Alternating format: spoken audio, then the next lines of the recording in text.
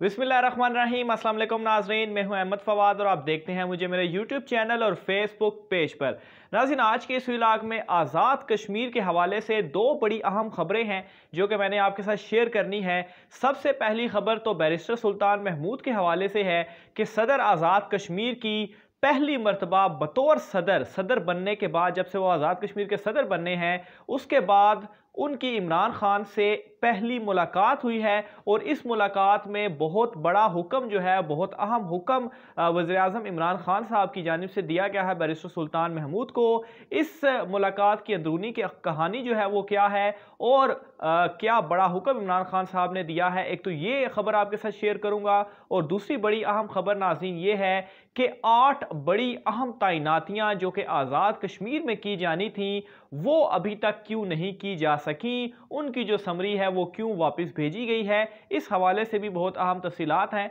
जो कि आज की इस व्लॉग में आपके साथ शेयर करने जा रहा हूं। सबसे पहले तो नाज़रीन, वज़ीर-ए-आज़म इमरान खान साहब और सदर आज़ाद कश्मीर बैरिस्टर सुल्तान महमूद की जो एक मुलाकात हुई है उसकी जो तफसील है वो आपके साथ में शेयर करता हूं। तो सबसे पहले नाज़रीन, जब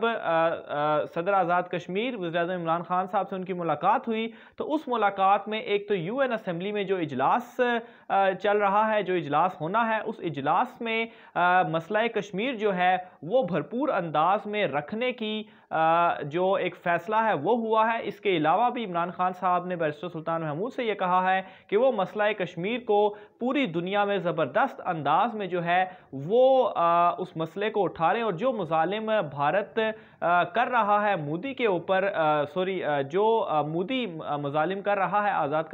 कश्मीर के ऊपर, उन मुजालिम को पूरी दुनिया में उजागर जो है वो ज़बरदस्त अंदाज में किया जाना चाहिए। इसके अलावा नाज़रीन, UN जो इजलास है उस इजलास में बैरिस्टर सुल्तान महमूद ने शिरकत भी करनी थी, लेकिन जो एक मुलाकात हुई, इस मुलाकात में बैरिस्टर सुल्तान महमूद से जब ये पूछा गया इमरान खान साहब ने, तो उन्होंने कहा कि वो किसी वजह से अब नहीं जा रहे, जिस पर इमरान खान साहब ने उन्हें हुक्म दिया कि नहीं, वो इस UN के इजलास में लाजमी शिरकत होंगे और उनकी जो भी मसरूफियात हैं उन मसरूफियात को वो तर्क करें और वो फ़ौरन से जाएं और इस इजलास में शिरकत करें। जिसके बाद क्या होता है नाज़रीन के बैरिस्टर सुल्तान महमूद जो है वो पहली फुर्सत से ही आज रात ही उनकी जो फ़्लाइट है, उन्होंने फ़्लाइट पकड़ ली है और वो अमेरिका रवाना हो चुके हैं। और दूसरी अहम चीज़ नाज़रीन के वहाँ पर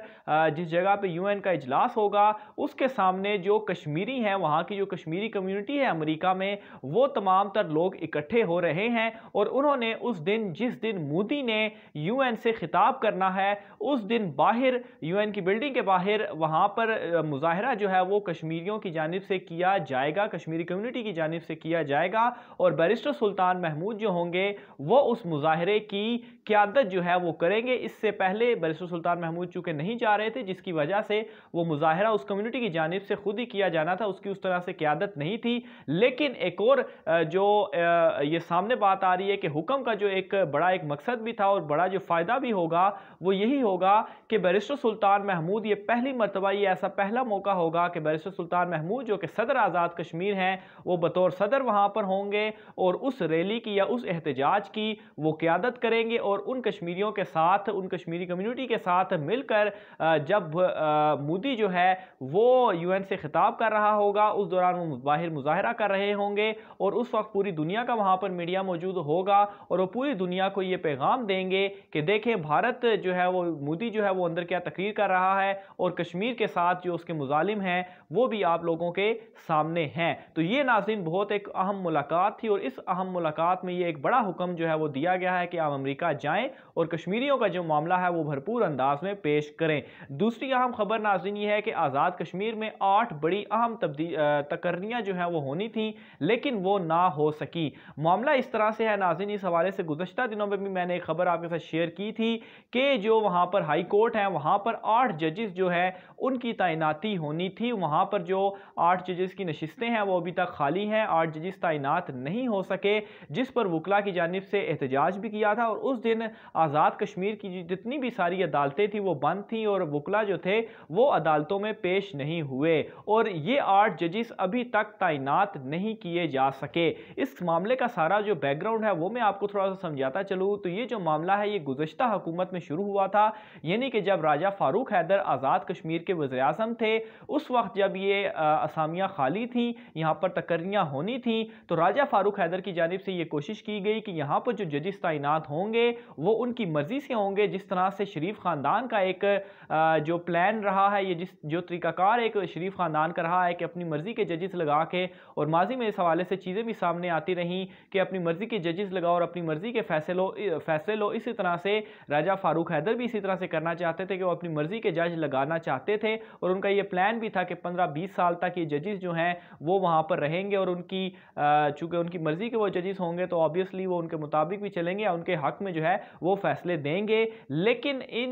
ये जो प्लान था ये कामयाब इसको नहीं होने दिया गया, और इसमें ऑब्वियसली एक तो जो सदर आज़ाद कश्मीर थे सरदार मसूद खान साहब उस वक्त के,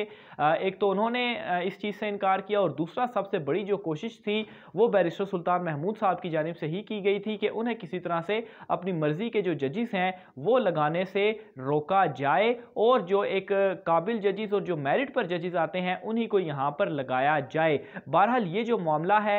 ये उस वक्त का लटकता हुआ आ रहा है, और अभी तक वहाँ पर जो तैनातियाँ हैं वो नहीं हो सकी। इसके अलावा राजा फारूक हैदर ने बड़ा ब्लेंडर भी उस दौरान किया कि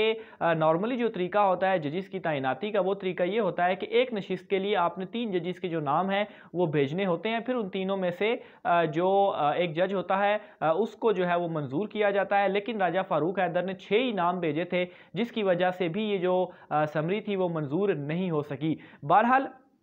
अभी जो है वो ये इमरान खान साहब की हुकूमत आई है, और बैरिस्टर सुल्तान महमूद की जानिब से भी जो है वो ये कहा गया है कि अभी जो जजिस हैं वो इस तरह से तैनात किए जाएंगे ताकि इससे जो अपोजिशन है या जो एहतसाब का अमल एक शुरू होने वाला है कश्मीर में, कोई इस तरह से तासुर ना जाए कि हम कोई इंतकामी कार्रवाई कर रहे हैं। हम इंतकामी कार्रवाई नहीं करना चाहते, और ना ही हम इंतकामी कोई कार्रवाई करेंगे, हम सिर्फ एहतसाब करेंगे, और जो जजिस भी हम तैनात करेंगे वो मुकम्मल मेरिट पर होंगे, और ऐसे जजिस होंगे जो कि काबिल भी हों, और किसी तरह से भी वकला बरादरी को भी या अपोजिशन को भी एतराज़ ना हो, या जिस तरह से राजा फारूक हैदर साहब कर रहे थे उस तरह से जो है वो नहीं करेंगे। तो ये एक अज़्म है बैरिस्टर सुल्तान महमूद साहब का, और इस हवाले से इन तमाम तर चीज़ों पर अब जो मामलात है वो भी शुरू हो चुके हैं, और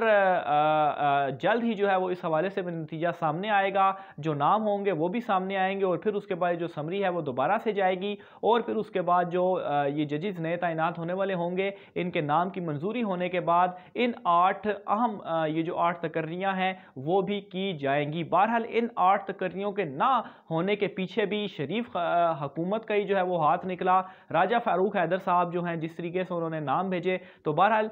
कोशिशें जो हैं वो रंग ले आई बैरिस्टर सुल्तान महमूद की कि मुतनाज़ा बनने से उन्होंने आज़ाद कश्मीर की अदालतों को बचाया, और अब जो है वो जो जजिस होंगे सही तरीकाकार के मुताबिक, पूरे प्रोसेस के मुताबिक अब वहाँ पर तैनात होंगे। आज के व्लॉग से नाज़रीन इतना ही। मज़ीद अपडेट्स के साथ आज़ाद कश्मीर के हवाले से आपकी खिदमत में हाजिर होते रहेंगे। अपनी राय का इजहार आप लोग कमेंट बॉक्स में लाजमी कीजिएगा। आज के व्लॉग से इतना ही, मुझे इजाज़त दीजिए। अल्लाह हाफ़िज़।